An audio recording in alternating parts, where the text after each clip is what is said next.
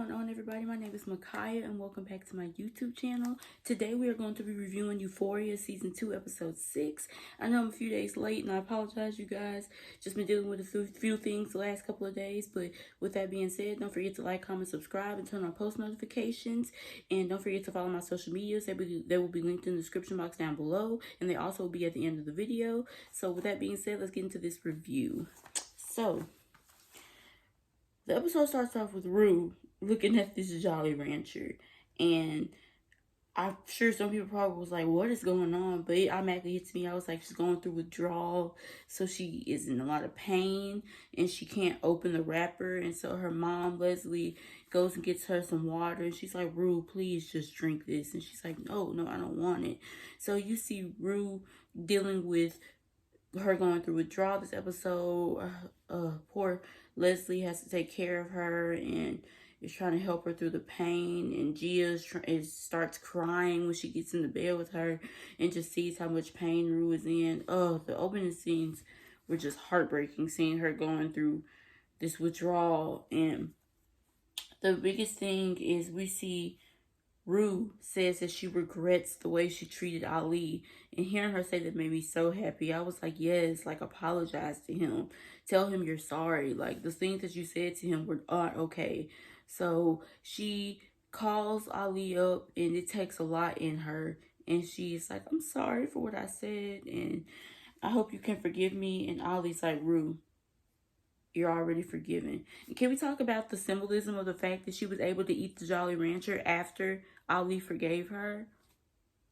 I love that so much. So seeing that made me really happy. And Ali comes over. And if you want to know, I'm looking down, I have my notes right here. Make sure I don't forget anything. But Ali comes over and he's like, I'm going to cook dinner for the family. And so he gets over there and they start joking, and Rue is like, I'll help you cook. And he's like, take your diarrhea behind on somewhere. I know you've been going through it since you've been going through withdrawals. And her mom's like, And he's like, you leave too. We've been wiping her booty. So I love that. And I absolutely adored Ali this episode. Ali was like a highlight for me this episode. The biggest thing he did this episode that meant the most to me was he valued Gia, and he gave her attention. Like, he told her that it was okay if she was mad at Rue for relapsing. I was like, yes, I have always been a big stickler that people don't care enough about Gia, and they don't check in enough on her, and they don't make sure she's good, and how bad I feel for her. So seeing Ali tell her it's okay for her to be angry at Rue and still love her, but also she needs to admit how she's feeling, was such a big thing for me. I was so glad that he gave Gia that attention. And then later on, he also tells Leslie that you need to give that girl a lot of love right now. And I was like, yes, like, she needs it. Like, I understand Rue is going through her withdrawals, but it's never okay to put another kid on the back burner just because one of them is going through something traumatic. You have to make sure that you're giving equal attention to both kids. So seeing that made me so happy. And Gia was like, I'm fine. I'm like, girl, we all know whenever a character says they're fine, they are not fine. So I was like, please. I was so glad that he told her that, and that he told her it was okay for her to be angry at Rue. And after that, we find out that we see Nate. Y'all, the stuff that man did this episode, so out of pocket, so ridiculous. We see him working out, and then he gets multiple texts from Cassie telling him everything that went down that MADDY knows. And basically he's kind of just like, oh well, in a way. And he's working out, and he goes downstairs, and the pee stain from Cal is still there. No one has cleaned it up. What is wrong with the Jacobs family? Like, we already know there's something wrong with them. But I'm like, y'all can't even clean up no pee that's just sitting there on the hardwood floor? They disgust me. So he goes down there and he starts drinking with his mama. The conversations he had with his mama this episode. Y'all. Oh, I never liked MADDY anyways. Like, you choked her. It's fine. Like, You know, when you were younger, you were so much nicer. Like, you were such a sweet little boy. I don't know what happened. Y'all happened. You and your crazy husband. That's what happened. And y'all produce crazy kids. Y'all, and then it's the hypocrisy of her talking about how she didn't like Maddie when literally she was Maddie when she was in high school. Yeah, I digress. Their whole dynamic is so messed up.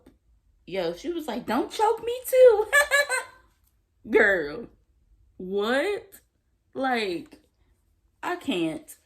So, after that, we see that Maddie says she wants to murder Cassie. And she's like, and she's talking to Kat. And Kat's like, what are you going to do about Nate? And she's like, I have a few ideas. Y'all, I was like, girl, do it. Raise hell. Like, they deserve it. So then, after we catch up with Maddie and see how angry she is, Kat is out to eat with Ethan. And this girl, instead of being a normal freaking human being and just admitting that she didn't want to date Ethan anymore, she gaslights him and lies about having a brain illness. A terminal one at that. Y'all, when I tell you I wanted to slap Kat through that screen, I was like, you cannot be serious right now. Like, there is no way you're actually doing what I think you're doing right now. I was so glad when Ethan caught her out on her bull crap. He was like, you're lying to me. And he was like, and you're using a freaking brain disorder to do it. And then she calls her out on her lie and she's like, you're using my skepticism to break up with me. No, girl. He's breaking up with you because you're a freaking pathological liar. And for no reason at that. And it's the fact he was like, Kat, if you want to break up, it's okay. You can say that. Don't lie about having a freaking brain illness to do it. Like, that whole scene was just so stupid. Like, just felt so out of place. I literally was just like, I cannot believe Kat really just did that. Like,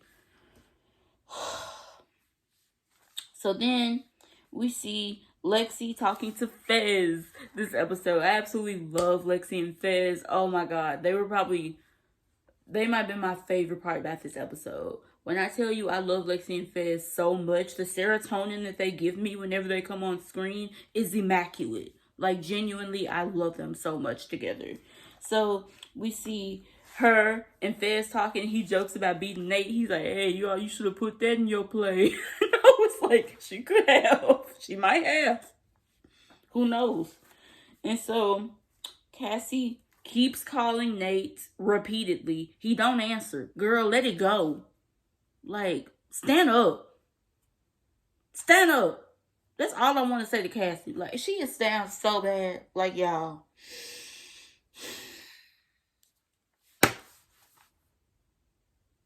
There's no hope for her. I genuinely given up hope at this point.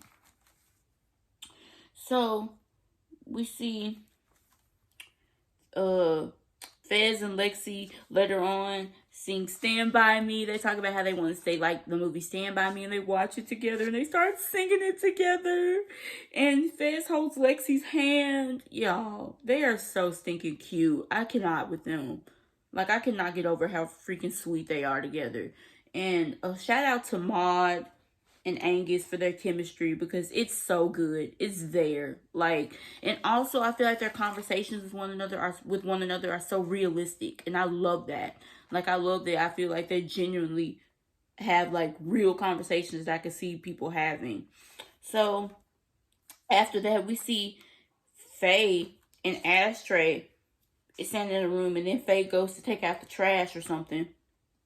And Custer's sitting there, and he tells her basically that he's ratted out Ashtray and Fez for the murder of Mouse. Y'all, when I tell you I was so mad, I'm hoping Ashtray was looking at is going to look back at the video cameras and see Faye talking to Custer. Because I am so worried about what's going to happen to them next episode. Because we see Custer comes over next episode, and he's sitting down, and Fez is getting ready to go to Lexi's play. and they're sitting down, and he's sitting next to Custer, sitting next to Ashtray. So I'm like, y'all, what is gonna happen? So we find out Custer's been cooperating with the police, and after that, Nate gets the marvelous idea. So after that, we see Cassie argues with her mom throughout the episode. She's like, Cassie, you're not as innocent as you think you are. I was like, thank you. Somebody let her know. Like, somebody tell the girl. She is not innocent. And Cassie has a freaking breakdown. And she's like, how can you guys just sit here and da-da-da-da, I'm gonna kill myself. And I'm like, girl, shut up. Like, you are so dramatic. Like, this girl tried to kill herself with a corkscrew. I'm like, you ain't serious. You're capping. You weren't really finna do nothing. You're full of crap. Like, then on top of that, they start arguing, and she just is emotional the whole episode. And so, can we talk about the fact that she tried to equate her situation to Rue's? Girl, I know your daddy left you, and I'm sorry he did. But Rue's dad is dead. Those are two completely different things. Your daddy can come back at any time. You can track down your father and still go see him. Her dad is dead. She can never speak to him again. There's no correlation. You cannot equate the two. Like, and I was so, and then she tried to talk down to Lexi, talking about and she's mean to you, and you don't even care. Okay, and Nate treated you like trash, and you're fucking him, and you're having sex with him, and trying to be in a relationship with him when he treated you and degraded you and talked about you like an extreme sexual object all throughout season 1 and was disrespectful. You have no room to talk. Yo. So after Cassie argues with her mom, and she's like, you guys are telling me I have no self-respect. I can feel it. And I'm like, because you don't. You're telling yourself that because you know it's true, sweetie. But, y'all, Cal leaves a note in his drawer, and it says, enjoy being the man of the house. And Nate finds it, and Nate starts playing with a gun. And Rue says she doesn't want to talk about Jules and Elliot. She's like, F them. I was like, you kind of spit because you kind of ate, because I kind of felt the same in a way. So after that, we see Maddie is depressed and she's heartbroken because of the whole situation. And we see her at Theo's house again, and Theo's mom, Samantha, comes in, and they get drunk and go for a swim, and they talk, and Samantha reveals to her that she went through a similar situation with her friend. She did what Cassie did to her, and Maddie's like, don't tell me that. I want to like you. I was like, I know, right? Literally, she was like, so I know what you guys mean, and she tells her that she lost her friend forever because of what she did. And I low-key think the same thing's going to happen to Cassie. I don't know. I don't think her and Maddie can never come back from this. So, that was a nice conversation they had. And after that, we see Nate sneaks into Maddie's room with a gun and points it at her freaking head. And then proceeds to take the bullets out. Well, at the time, we don't know he took all of them out. He starts playing, we don't know if I thought he left one in. He starts playing Russian roulette. While putting his body weight on top of Maddie. And forcing her to watch. Until she gives up the tape. The disc she has of Jules and Cal.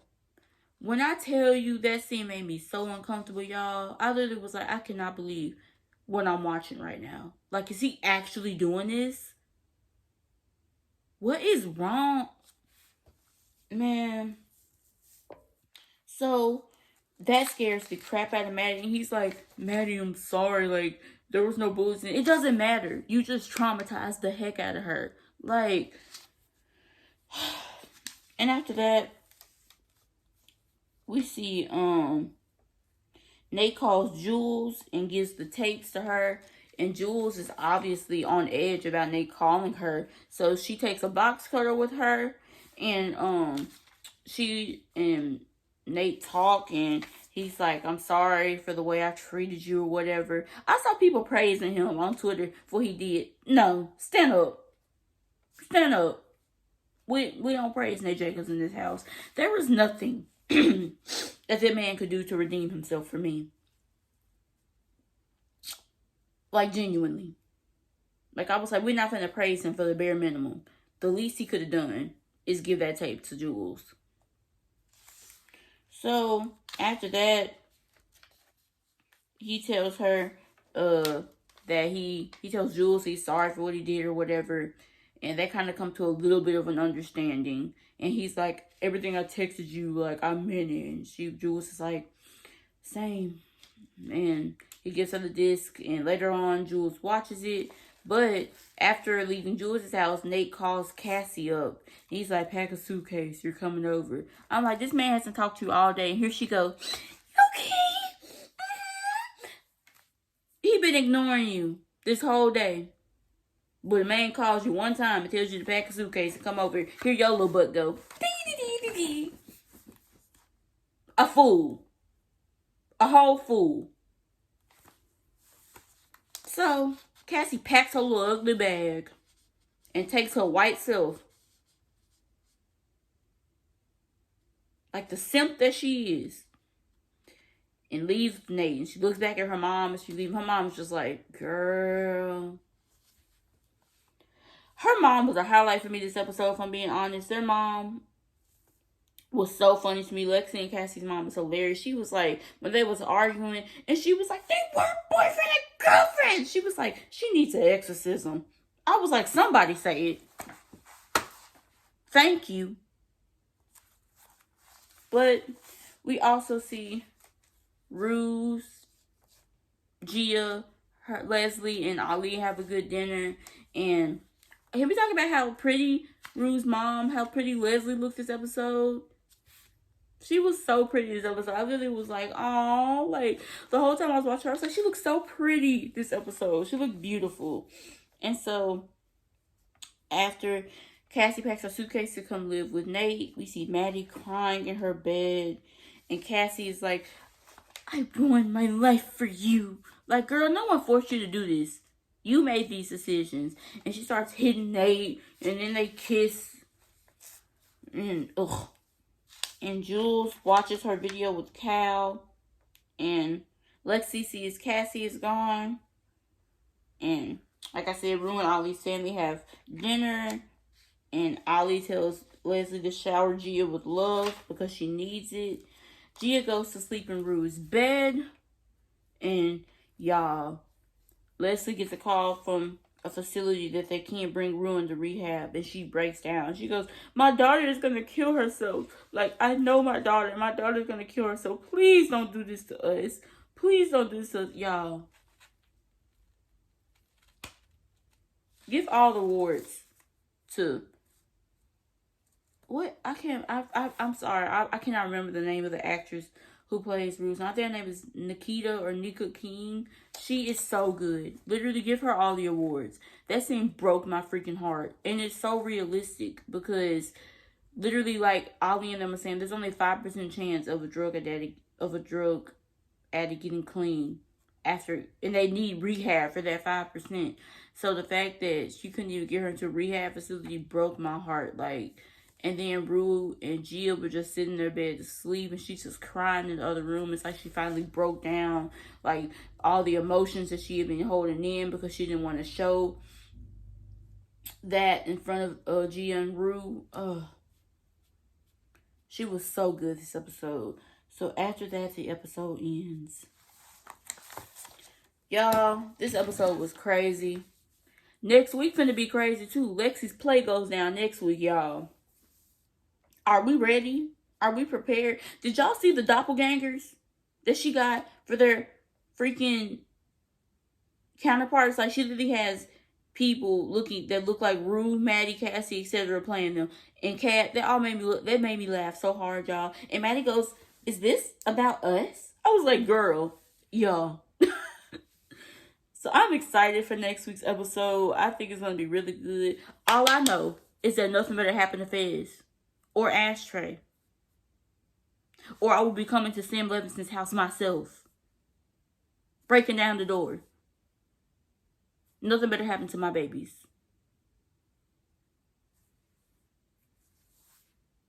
I will be back next week. And y'all gonna hear it if something happens to either Fez or Ashtray. Best believe. Fez better go with his roses. And he's got his suit on, his roses. He better make it to Lexi's play. I know that.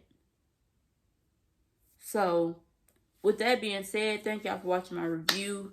Don't forget to like, comment, subscribe, and turn on post notifications. And my social medias will be linked in the description box and at the end of the video. And they'll be linked in the description box down below. And thank you guys for watching my video. And I really appreciate it. Bye.